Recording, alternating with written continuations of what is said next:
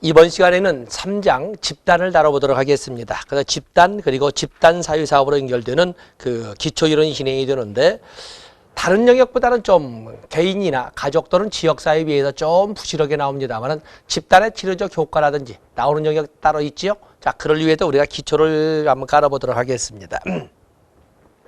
집단이란 뭘까? 앞에 있는 거 보면은 집단은 집단 구성원의 상호작용과 집단의 목적 달성을 위한 공통의 목적과 관심으로 이루어진 단위로서 집단 구성원의 기능과 역할을 규제하는 규범을 갖고 있는 인간 집합체를 말한다.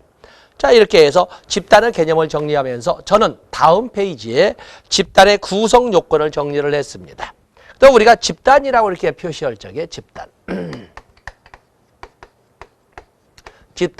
집단이라고 하는 복수의 구성원. 복수의 구성원이 공통의 관심사를 가지고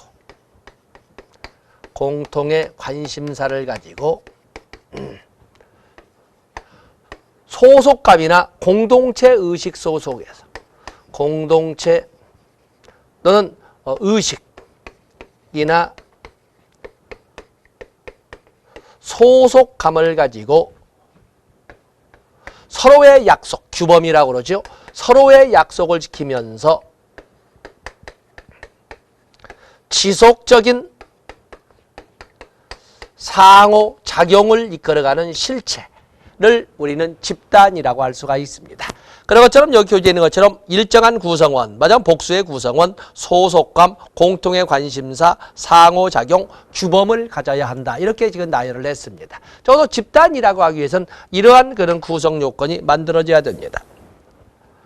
우리가 집단이라고 할 적에는 다양한 것을 가지고 설명을 하지만 집단 구성을 가지고는 동질 집단과 이질 집단, 그야말로 유사한 속성을 가지고 있는 동질 집단, 서로 다른 속성을 가지고 있는 구성원으로 이루어진 이질 집단.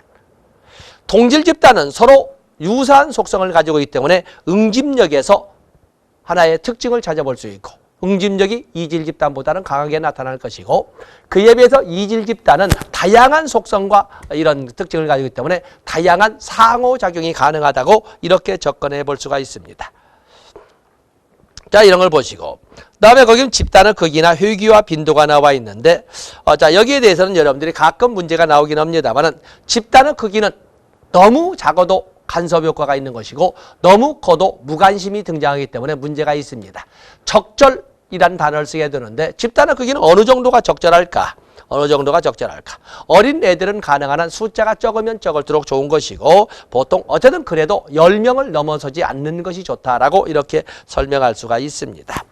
그다음에 회귀의 빈도는 회귀의 빈도는 보통 일주일에 한 번 정도. 물론 집단의 목적에 따라서 일주일에 5번 정도도 맞는 것도 있지만 보통 일주일에 한 번씩 이런 정도가 가장 일반적인 모습이라고 볼 수가 있겠습니다. 그다음에 집단 회귀의 길이가 나와 있는데 이건 획일적으로 설명할 수 있는 것은 아니지요.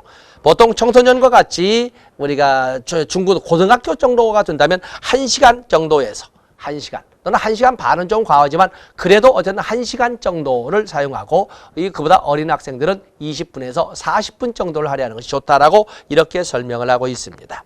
그다음에 집단 구성원의 진입과 탈퇴를 어느 정도 허용하느냐를 가지고 상대적이지만 개방 집단과 폐쇄 집단으로 이렇게 나눠볼 수도 있습니다. 새로운 구성원의 신규 구성원의 진입을 허용하고 탈퇴도 자유롭게 허용하는 것은 개방 집단. 한번 초기에 만들어진 집단 구성원의 변화를 허용하지 않는 것은 폐쇄 집단. 이렇게 우리가 설명할 수가 있는 것입니다. 그다음에 집단의 유형이 나와 있는데 거기는 중요 표시하시고 무조건 한 문제 이상 나옵니다. 한 문제 이상 나옵니다. 그래서 집단의 구성을 보도록 하겠어요. 집단의 유형이라고 할 수 있지요. 집단의 유형으로 우리는 인간행동과 사유환경에서 본 것처럼 집단의 분류에서 사유와 같이 사용했습니다만 튜니스의 분류, 공동사유와 이익사유로 설명했던 즉 게마인 샤프트와 게젤 샤프트로 했던 공동사유, 이익사유 분류도 있고 쿨리가 제시한 것처럼 접촉 방식을 통해서 이끌어가는 1차 집단과 2차 집단으로 나누기도 합니다. 그러나 우리는 이제 사회복지 실천에 관련되어서 하기 때문에 이 집단의 유형을 목적을 가지고 분류를 했습니다. 목적을 가지고.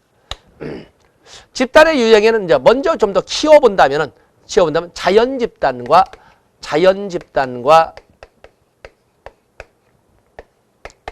형성 집단으로 이렇게 나눠 볼 수가 있습니다. 형성 집단으로. 자연 집단과 형성 집단으로. 자연 집단은 목적이 없이 자연 발생적이죠. 자연 발생. 목적을 가지고 만들어진 것이 아니라 목적이 나중에 생기기는 하지만 나중에 만들어지고 난 다음에 발생하는 것. 자연 발생적 집단입니다. 형성 집단은 형성 집단이라고 하는 것은 목적을 가지고 목적을 수립한 후 형성된, 즉 의도적 집단입니다. 의도적 집단. 목적을 수립한 후 형성된 의도적 집단이죠. 이 형성 집단에는 그 목적, 이 의도를 어디다 두느냐에 따라서 과업 집단과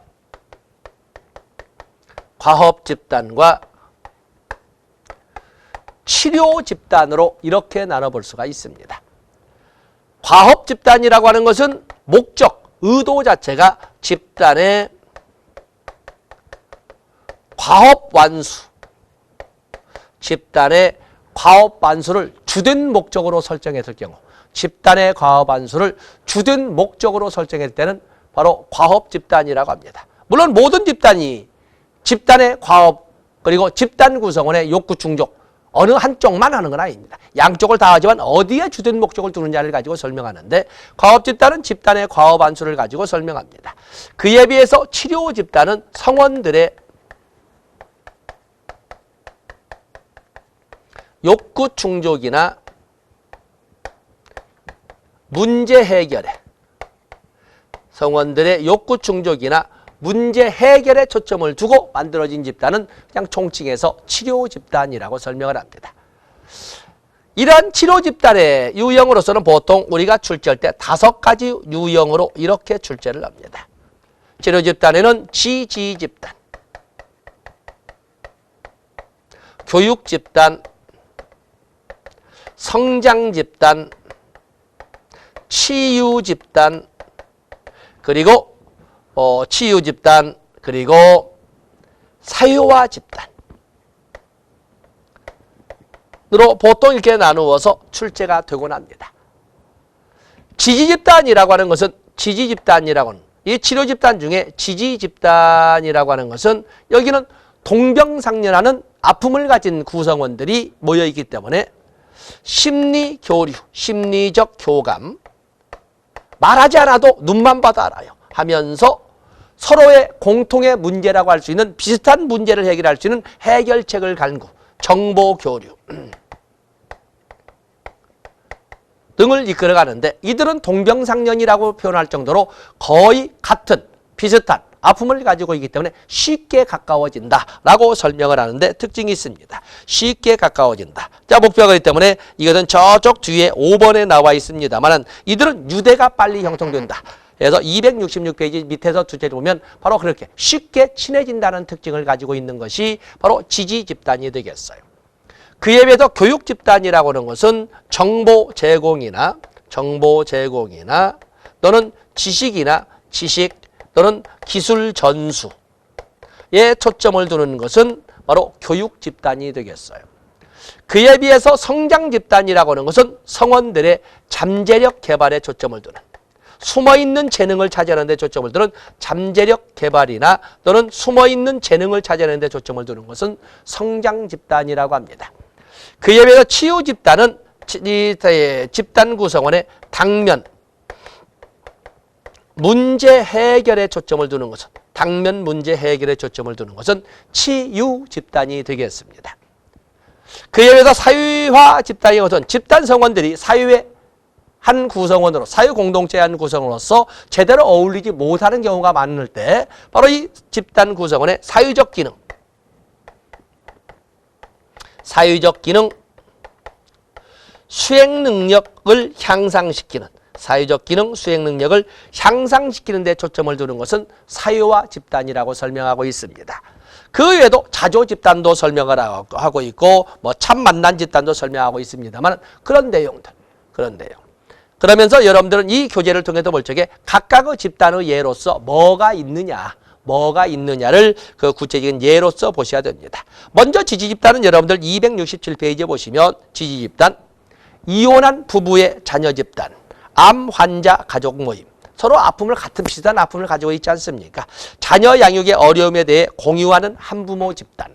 자, 이런 등등은 서로 동병상련하는 아픔을 가지고 있기 때문에 서로 심리적 교감도 하고 서로 문제 해결책에 관련된 정보 교류도 하고 또 그런가 하면 쉽게 친해지기도 하는 이런 특징을 가지고 있습니다.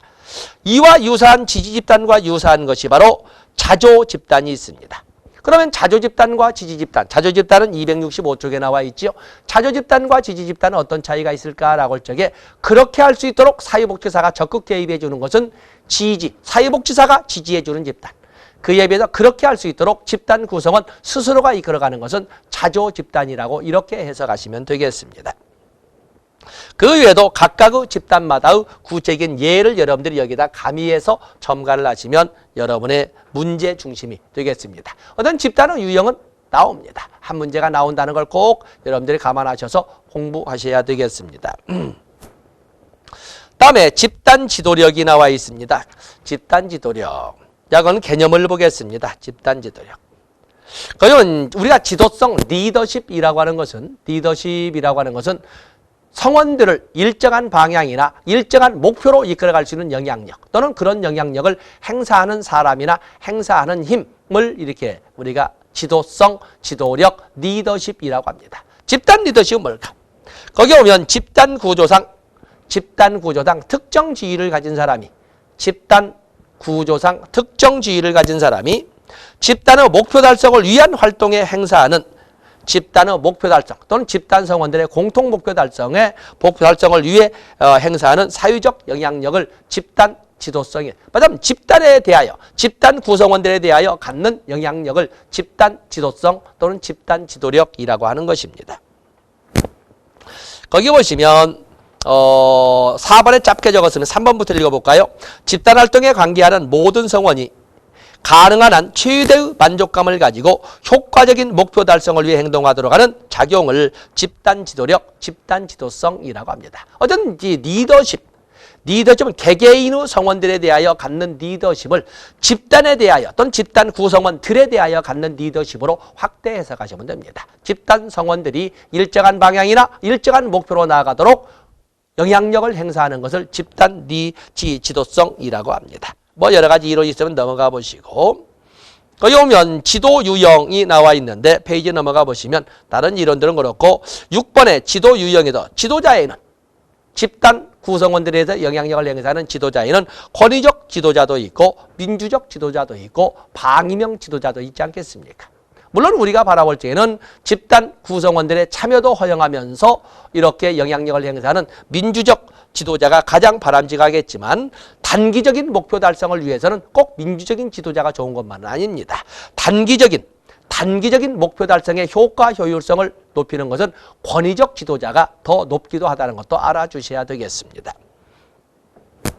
다음에 집단 지도력에 영향력을 미치는 요인들 쭉 나와 있는데 크게 중요한 건 아니고 거기 오시면 환경 여건 또 전문적 지식, 사회 정서적 지술 또는 뭐 성원들의 지도력이나 지도자에 대한 기대 또 그런가 하면 지명된 지도자와 집단 발달 과정에서 만들어진 지도자 간의 경쟁 이것도 참 5번은 체크를 해놓으셔야 되겠네요. 또 집단 내외에 존재하는 권위의 본질 또 지도력의 획득 방식 그야말로 낙하산으로 내려왔느냐 아니면 성원들의 지지를 받아 자연 발생적으로 옹립이 되었느냐 확실히 다르겠지요. 바로 이런 건 중요합니다. 여러분들은 사회복지 행정론에서 보면은 피들러의 상황이론, 리더십 이론에서 피들러의 상황이론이 나오지 않습니까? 그런 것처럼 피들러의 상황이론에서 상황변수 3가지가 보였어요. 상황변수 3가지라고 하는 것은 바로 지도자와 부하와의 관계, 과업구조, 그리고 지휘 권력이 있지 않습니까? 소위 바지사장이냐 아니면 실세로서 성원들의 지지를 받는 실세 지도자냐. 자, 이런 것들이 상황 변수에 들어가 있습니다. 이런 것처럼 집단 지도력에도 영향을 주는 요인에는 그 사람이 지도력을 어떻게 획득했느냐. 위로부터 낙하산으로 내려왔느냐. 아니면은 바지사장이냐. 아니면은 맞으면 집단 구성원들의 지지를 받아서 옹립된 사람이야. 이런 차이가 있는 거거든요. 자, 이렇게 보시고. 그다음에 집단 지도력 유형에 영향을 주는 요인의 문제점이 나와요. 자, 좋습니다. 거기 좋습니다. 그다음에 집단 지도성 해서 똑같이 목표 나오는 집단 지도자 역할. 우리가 지도자가 집단 구성원에 대하여 영향력을 행사하는 지도자의 역할은 무수히 많습니다. 그래서 이 교재에 전부 이런 것이 나와 있기 때문에 적어놓긴 했지만 이런 것만 있는 건 아닙니다. 교육가로서 역할도 하고 정책 결정자, 집행자 또는 통제자 또는 보상자나 체벌자 또 희생자의 역할도 있다는 것도 알아주시면 됩니다. 거기 9번에 보시면 성원들의 좌절이나 절망을 환기시키기 위한 표적으로서의 역할도 한다. 희생자로서 역할을 합니다. 집단 지도자는 희생자로서의 역할도 한다는 것을 봐주시고 또 그런가 하면 어떤 신념이나 어떤 그 가치의 고수를 이끌어가는 관념론자로서 역할도 한다. 다른 것은 다 쓸 수 있습니다만 거기 9번, 10번 희생자로서 역할도 하고 관념론자로서 역할도 한다. 그 정도 10인에 들어가던 거. 페이지를 넘어가 보십니다. 페이지를 넘어가 보시면 집단 지도자와 힘 거기 보시면은 뭐 속성적 힘도 있고 지도자이기 때문에 자연스럽게 갖게 되는 속성적 힘도 있고 실제적인 힘 낙하산으로 내려온 사람으로서 힘이냐 아니면 실질적인 집단 성원들의 지지를 받아서 옹립된 사람이냐 해서 실제적인 힘 또 그런가 하면은 거기에 집단 지도자의 사용 기술도 이렇게 있습니다만 그중에 실제적인 힘 보상적인 힘 강제적인 힘 합법적인 힘, 준거적 힘, 전문가로서의 힘. 자, 이렇게 나눠봤는데 한번 읽어보시면 됩니다. 거기에 보상적 힘. 지도자가 성원 개인들의 행동에 반응하여 부정적 결과를 제거하거나 보상을 실시할 능력이 있다는 지도자들은 우리를 위해서 우리를 방해하거나 우리를 짜증나게 하는 장애물을 제거해 줄 수 있고 또 당연히 또 우리가 뭘 잘하면 보상해 줄 수 있는 힘이 있다는 믿음에 기초한 힘은 보상적 힘. 그야말로 지도자에 대한 신뢰의 바탕을 두고 있죠. 그에 따라서 강제적인 힘. 지도자가 긍정적 결과를 강제적인 힘은 오히려 이런 부정적인 보상적인 힘은 우리 구성원들을 위하여 우리에게 방해되는 것을 제거해주고 우리에게 저 좋은 쪽으로 나가는 보상을 해줄 수 있다고 하는 그야말로 신뢰와 존경의 바탕을 둔 힘은 보상적 힘인데 오히려 우리에게 보탬이 되는 것을 제거하면서 억압, 옥박, 속박 방식으로만 이렇게 이끌어갈 것이라고 하는 인식에 기초한 힘은 강제적인 힘. 어찌 보면 지도자에 대하여 적대적인 또는 반감과 같은 이런 인식을 가지고 있을 때 지도자가 갖는 힘은 강제적 힘이 되겠어요. 다음에 합법적 힘. 지도자가 집단 성원을 위해 행동을 수행할 합법적 권리를 가지고 있고 성원들은 이를 따라야 할 의무가 있다라는 인식하에 바탕을 둔 것은 합법적인 힘이 되겠어요. 지도자는 성원들을 위하여 집단을 위하여 움직여야 되고 움직일 것이고 또한 우리들은 성원이기 때문에 집단 지도자의 영향력에 수긍을 해야 된다는 믿음 속에다 바탕을 둔 이런 것은 바로 이 합법적 힘이 되겠어요. 다음에 준거적 힘. 지도자에 대한 집단 성원들의 동일시에 기초하여 지도자와의 일체감이나 이에 대한 소망에 바탕을 둔 이런 지도성은 준거적 힘이라고 합니다. 우리는 지도자와 혼연일체가 되어야 된다 하는 믿음 속, 혼연일체가 되어야 된다는 믿음 속에서 하는 것은 준거적 힘이라고 합니다. 그다음에 전문가로서의 존경을 구축함으로써 행사할 수 있는 힘은 전문가로서의 힘 또는 전문적 힘이라고 합니다. 그래서 B급 정도 문제겠지만 한번 우리가 예상 문제로 출제가 된 것이 워낙 드문이어서 예상 문제로 직시하고 읽어봤습니다. 다음에 거기에 보면은 집단 지도력의 향상 방법이 오른쪽에 나와 있습니다. 집단 지도력의 향상 방법이 나와 있지요. 집단 지도력의 향상 방법. 집단 지도력을 향상시키는 데에는 역시 집단 구성원들의 결속력, 응집력을 강화시키는 거. 아주 효과적이지요. 그래서 집단 발달에 필수적인 응집력을 강화 향상시키는 지도력이 요구되며 집단 성원들에게 힘을 부여하게 하는 과정으로서 스스로 문제를 해결하고 과제를 성취하는 경험을 통해 성원들의 자존감도 높아지고 지도력에 대한 존경, 신뢰도 구축된다 하는 것. 바로 집단 구성원의 응집력을 강화시킬 수만 있다면 집단 지도력은 높아질 겁니다. 또 준비. 집단 구성원들의 모임이나 회합을 준비하는 준비 과정 대단히 중요한 거죠. 그렇기 때문에 철저한 준비를 통해서 존경이나 구축이나 지도성 제고를 이끌어갈 수가 있다. 또 효과적인 갈등 관리나 창조적이면서 비판적인 사고의 자극, 또 집단 활동의 구조화 이런 것들도 역시 집단 지도력을 높일 수 있는 기법. 세부 내용은 아니고 굵은 글씨로 가져야되도 여러분들은 문제에 접근할 수가 있습니다. 다음에 집단 사회복지사의 개입 기술이 쭉 나와 있는데 여기는 한 문제가 나옵니다. 모두 설명하고 여러분 암기하는 것은 여러분들이 만점 수석 합격을 원하기 전에는 좀 그렇습니다만 자 이런 약 2페이지에 관련된 내용을 273쪽 하단부에 정리를 했습니다. 그래서 집단 사회복지사의 개입 기술로서 다양한 기술이 있는데 집단 과정 촉진 기술도 있고 자료 수집 및 사정 기술도 있고 행동 기술도 있습니다.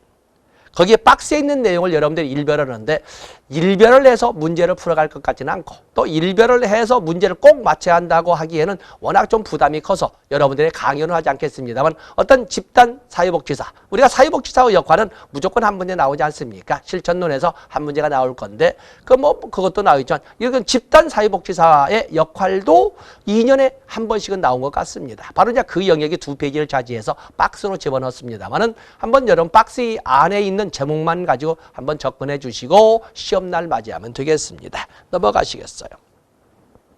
다음에 공동지도력이 나와 있지요. 집단지도력은 뭐라고 그랬어요? 집단 구성원에 대한 지도성, 집단 구성원에 대한 리더십을 말한다고 그랬어요. 그에 비해서 여기서 공동지도력의 것은 띄어쓰기가 있으면 안 됩니다. 아까 집단지도력은 붙였었지만 띄어서 읽었죠. 집단에 대한, 집단 구성원에 대한 리더십을 집단지도력인데 비해서 여기 공동지도력은 같이 하는 지도력을 말합니다. 같이 하는 지도력. 그 때문에 리더가 한 사람만 있는 것이 아니라 여러 사람이 있는 거 아니겠습니까? 리더가 여러 사람이 있는 거예요. 그래서 거기 보시면 집단 지도력, 두 사람 이상이 지도자로서 집단을 이끌어가는 것을 공동 지도력이라고 하는데 거기 보시면 두 번째, 2명 이상의 지도자가 있을 경우 역할 분담이 가능하다. 또 그런가 하면 4번에 공동의 목적을 나눔으로써 지도자의 능력을 배가시킬 수 있다. 또 6번 중요 표시하시면서 초심자, 비기너의 훈련에 효과적이다. 성원들 간 갈등이 발생했을 때 적절한 갈등 해결 방법이나 갈등 해결의 모델이 될 수도 있다. 또 그런가 하면 10번에 개입 시 문제 해결을 위한 전문가가 둘이라는 장점이 있다. 그래서 공동 지도력에 가든 띄어쓰기 없이 두 사람 이상이 지도자로서 역할을 수행하는 것을 공동 지도력이라고 합니다. 근데 단점은 지도자 간, 리더 간 갈등이 발생할 수가 있고 그리고 갈등이 발생할 수 있고 그로 인해서 3번 집단이 양극화, 갈라질 수도 있다. 또 그런가 하면 그것을 좀 더 과하면 한 지도자가 한 지도자를 제거하기 위해서 집단 성원들과 결탁하여 5번에 나와 있죠. 다른 지도자에 대항할 수 있다. 어쩌면 성원들과 결탁해서 또 다른 지도자를 제거하는 문제가 발생할 수도 있다라는 것을 생각해 볼 수가 있습니다. 또 6번에 지도자가 각각의 역할에 대한 토론이 부족하면 의사소통에서 문제가 발생할 수도 있다. 자, 좋습니다. 이보다 중요한 것은 바로 거기 밑에 있는 공동지도력의 유의점과 해결 방법이 되겠어요. 해결 방법. 특히 거기 보면은 그냥 목차는 유의점과 해결 방법이라고 하지만 똑같이 일관에 읽어보시면 됩니다. 둘 이상의 공동의 리더는, 공동의 지도자들은 서로에 대해 편안하고 개방적이며 토의 시간을 확보해야 된다. 맞는 말이죠. 서로의 강점을 침해하지 않으며 동일한 전문 용어를 사용해야 된다. 거기 동일한 전문 용어를 사용해야 된다. 줄쳐 놓으셔야 되고. 다음에 경쟁적이지 않고 상호 지지적이야. 이건 뭐 안 읽어도 맞겠지요. 경쟁적이지 않고 상호 지지적이어야 된다. 뭐 여기도 뭐 줄 하나만 친다면 둘째 동일한 전문 용어를 사용해야 된다. 줄쳐놓고 나머지는 뭐 좋습니다. 오른쪽 페이지에 보시면 역시 같은 관점입니다만 거기 1번의 두째 줄 집단지도 2명 이상의 지도자가 집단지도를 제기는 두째 줄 끝에 공동의 시간을 갖는 것이 바람직하다. 지도자들 사이의 갈등이 성원들에게 영향을 미쳐서는 안 된다. 그리고 3번 중요 표시하시고 지도자들 사이의 갈등을 집단 내에서 해결해서는 안 된다. 지도자들 사이의 갈등을 집단 내에서 해결해서는 안 됩니다. 뭐 4번은 지도자들 간 갈등 등 부정적 면도 있을 수 있기 때문에 두 지도자를 활용하기 전에 신중히 고려하여야 한다. 자, 거기에서 여기 공동 지도력에서는 그 유의점과 해결 방법이라고 목차는 바꿨지만은 거기에서 쭉 읽어서 이미 제거할 거 제거했죠. 그 내용을 해서 한 문제를 생각해 하시면 되겠습니다. 자, 이렇게 해서 우리가 집단 지도성, 집단에 대한 지도력, 리더십, 그리고 두 사람 이상의 리더십에서 집단 지도력과 공동 지도력을 우리가 읽어봤습니다. 자, 시고 다음에 집단 응집력이 집단의 역동성이 나와 있는데 출제 비중으로 따면 집단이 얼마나 거기 보면 집단 역동이란 집단과 역동의 합성어로 집단 내에 어떠한 역동적 힘이 존재하는지 하는 관점에서 비롯된 개념이다. 집단 내 활동하는 힘으로 그 개념 나와 있지요. 결국에 집단 역동은 얼마나 집단 구성원들 사이에 상호작용이 활발하냐를 따지는 것이 집단 역동이 되겠습니다. 얼마나 활발한 집단 역동. 거기 3번에 보시면 있지요. 그렇기 때문에 뻔히 아는 것처럼 4번에 보시면 집단 역동은 긍정적이고 단결력이 있는 집단의 경우 구성원에게 좋은 영향력을 행사하고 긍정적이고 단결력, 긍정적이고 응집력이 강할 경우에 서로 간에 좋은 영향력을 행사하고 만족스러운 상호관계를 갖게 된다라고 설명을 합니다. 페이지 넘어가 보시면 집단 역동성에는 내적 역동성과 외적 역동성이 있는데 내적 역동성, 개개인과 다른 사람과의 상호작용을 통해서 발생되는 이런 힘을 내적 역동성이라 하고 외적 역동성이라고 하는 것은 지역사회, 어떤 환경이 가지고 있는 지역사회의 가치관, 지역사회의 기대감, 부모 집단과의 친화 또는 통제 집단, 또 통제, 말하자면 그 부모 집단의 친화나 통제, 또 집단 상호 간의 경쟁, 어떤 환경과의 상호작용 속에서 가질 수 있는 힘은 바로 외적 역동성이라고 설명을 합니다. 외적 역동성. 다음에 쭉 있습니다만은 집단 역동의 영역에는 의사소통, 역시 가장 중요한 것이 얼마나 상호작용을 활발하게 하느냐는 의사소통이나 상호작용을 통해서 알 수 있지 않겠습니까? 또 집단 결속력, 또 사회 통제의 역동성, 그리고 집단 문화, 특히 3번에 체크를 해놓으시면 돼요. 나머지는 알 수 있습니다. 다음에 집단 역동의 구성 요소 뭐 이제 쭉 많이 나와 있습니다만 거기 집단 구조, 집단 규범, 집단 규범은 집단 규칙이지 않겠습니까? 아까 우리가 규범이라고 적어본 것처럼 집단 지도력, 집단 응집력, 정서적 유대, 또 의사소통. 집단의 크기도 역시 마찬가지로 집단 응집력의 중요한 내용이 되지요. 또 지위와 역할, 뭐 피드백도 있습니다. 피드백 체크해 놓으시고 더 좋습니다. 그래서 우리가 집단 역동을 가지고 이렇게 구성 요소를 봤습니다. 바로 이 집단 역동을 가져오는데 중요한 역할을 하는 것 중에 하나가 집단 구성원들 간의 응집력 아니겠습니까? 그래서 집단 응집력에 거기에 보면 집단 응집력의 개념을 보시면서 집단 응집력의 개념, 거기 개념 1, 2, 3번을 보시면 3번을 보겠습니다.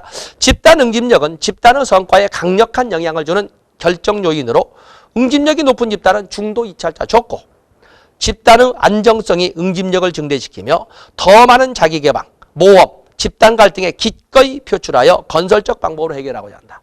어떤 응집력이 높으면 높을수록 집단에는 긍정적인 파급 효과가 확산되게 된다라는 말을 지금 이렇게 하고 있습니다. 뭐 집단 응집력의 특징 쭉 나와 있는데 거기에 보시고 집단 응집력은 쭉 있습니다. 그러면서 4번에 집단 응집력은 집단 구성원들 간의 결착력, 부착력이잖아요. 그렇기 때문에 팀워크이다. 또 5번에 보시면 집단 응집력이라고 하는 것은 다차원적이다. 이렇게 설명을 했습니다. 집단 응집력에 영향을 미치는 요인들은 여러분들이 제목으로 보시되 거기 집단 응집력이 높은 집단과 집단 응집력이 낮은 집단의 특성이 있는데 집단 응집력이 낮은 집단의 특성을 여러분들이 읽어보시면 됩니다. 폐쇄적이다. 어떠한 고통을 혼자 해결하려고 한다. 참여에 소극적이다. 표현이 좀 약하다. 다른 사람에 대해서 무관심하고 비판적이다. 상호 신뢰감 부족으로 인해서 어떤 분열이 야기된다. 자, 이런 것 등을 집단 응집력이 약한 집단, 집단 응집력이 낮은 집단의 특성으로 설명을 했습니다. 그래서 편한 내용이기 때문에 굳이 집단 응집력이 높은 집단까지 볼 건 아니고 낮은 집단의 특성만 가지고 여러분들이 일별하시면 되겠습니다. 자, 이렇게 해서 출제비지고는 좀 허약하지만 안 볼 수 없는 영역이어서 진행을 했습니다. 그래서 집단의 초기 기초로서 우리가 다뤘고, 이제는 집단 규범과 집단 치료 효과, 특히 집단 치료 효과 반드시 나오는 영역이지요. 바로 이 영역 다음 시간에 진행을 하겠습니다. 여기까지 하겠습니다. 고맙습니다.